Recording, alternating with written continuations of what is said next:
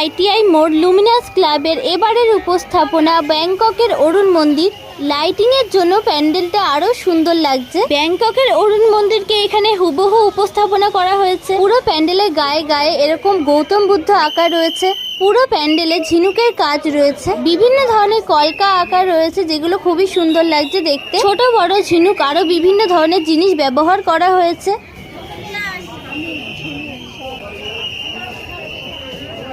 প্যান্ডেলের ভিতরের এই জায়গাটা ভীষণই সুন্দর লাগছে। উপরে বিভিন্ন ধরনের দেব দেবীর ছবি আঁকা হয়েছে। অপূর্ব লাগছে প্যান্ডেলটিকে দেখতে। কল্যাণী আইটিআই লুমিনাস ক্লাবের এই ব্যবহারটা আমার খুবই খারাপ লেগেছে।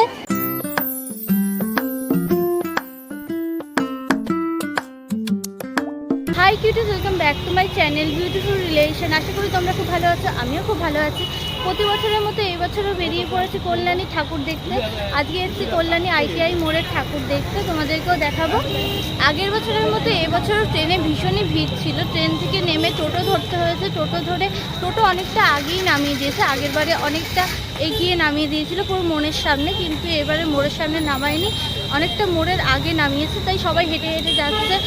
হাঁটতে হাঁটতে চলে এসেছি আইটিআই মোড়ের সামনে। এটা পিছনের দিকটা তোমাদেরকে দেখাচ্ছি। আজকে ভিড় তেমন একটা নেই। চলে এসেছি মণ্ডপের সামনে, লাইনের মধ্যে ঢুকে পড়েছি।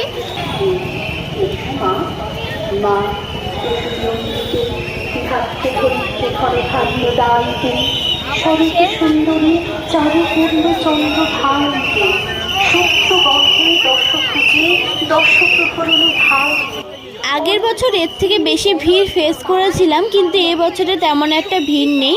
আজকে লাইন দেওয়ার মতো অতটা ভিড় নেই, যে যার মতো দেখছে আর বেরিয়ে যাচ্ছে। হাঁটতে হাঁটতে চলে এসছে মণ্ডপের সামনে। তোমাদেরকে এবার মণ্ডপটা দেখাবো।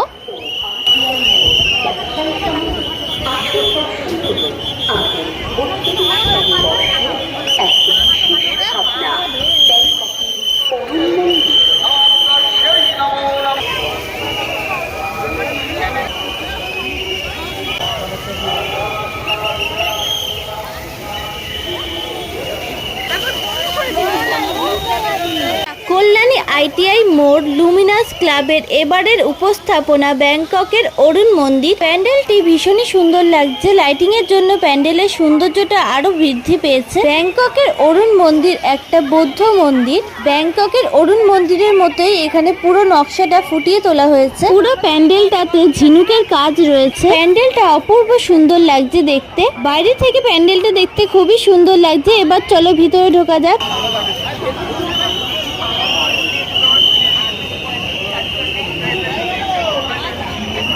প্যান্ডেলের গায়ে গায়ে এরকম গৌতম বুদ্ধের মূর্তি করা রয়েছে।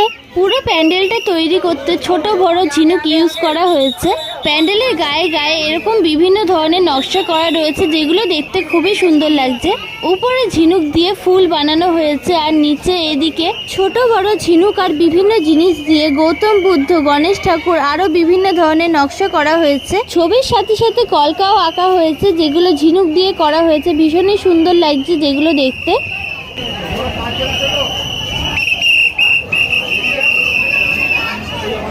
প্রতি বছরই মণ্ডপের এই জায়গাটা ভীষণই সুন্দর লাগে। এখানে পুরোটা জায়গা জুড়ে বিভিন্ন ধরনের নকশা আঁকা রয়েছে। বিভিন্ন ধরনের কলকা, ফুল, বেলপাতা, গণেশ ঠাকুর, গৌতম বুদ্ধ, বিভিন্ন ধরনের দেব দেবীর চিত্র এখানে ফুটিয়ে তোলা হয়েছে।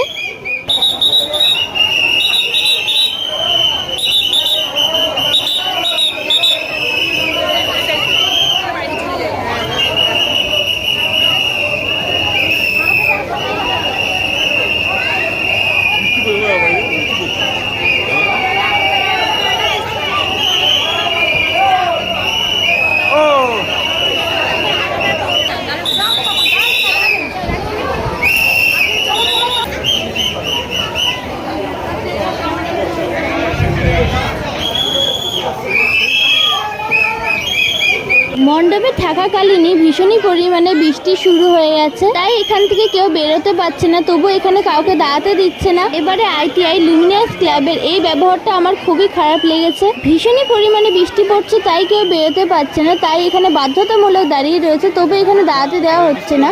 যদি এমনি সময় এই ব্যবহারটা করা হতো তাহলে সাধারণ মানুষ ঠিকভাবে নিত, কিন্তু এত বৃষ্টির মধ্যে সবাইকে বেরিয়ে যেতে বলাটা একদমই ভালো লাগেনি আমার কাছে। যখন আমরা মণ্ডপে ঢুকছিলাম তখনই বৃষ্টি পড়া শুরু হয়ে গেছিল, কিন্তু যখন আমরা মণ্ডপের ভিতরে ছিলাম বৃষ্টি পড়াটা আরো বেড়ে গেছিল। এমনি সময় ন্যাচারালি আইটিআই শুধু না, অন্যান্য জায়গা থেকেও যখন মণ্ডপে ঠাকুর দেখতে যাওয়া হয় তখন মণ্ডপের ভিতরে বেশিক্ষণ থাকতে দেওয়া হয় না, কারণ ভিড় অনেক বেড়ে যায়। কিন্তু এক্ষেত্রে ব্যাপারটা পুরোটাই ভিন্ন।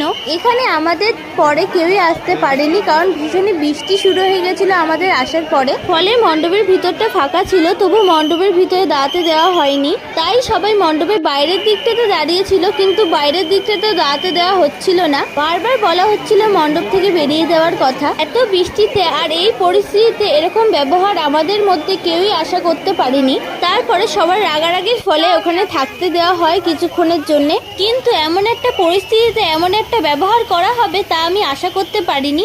কল্যাণী আইটিআই লুমিনাস ক্লাবের এই ব্যবহারটা আমার খুবই খারাপ লেগেছে। তোমাদের এই ব্যাপারটা নিয়ে মতামতটা কি সেটা আমাকে কমেন্টে জানিও।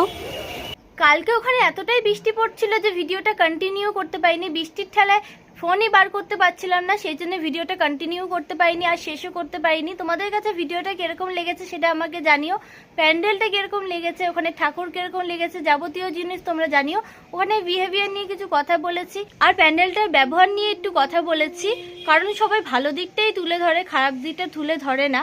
আমার চোখে পড়েছে তাই আমি তুলে ধরেছি। তোমাদের এই ব্যাপারে মতামতটা কি সেটা আমাকে জানিও। ভিডিওটা যদি ভালো লেগে থাকে তাহলে লাইক, কমেন্ট, শেয়ার করে পাশে থাকা বেল আইকনটিকে প্রেস করে দিও। আজকের ভিডিও এইটুকুই, বাই।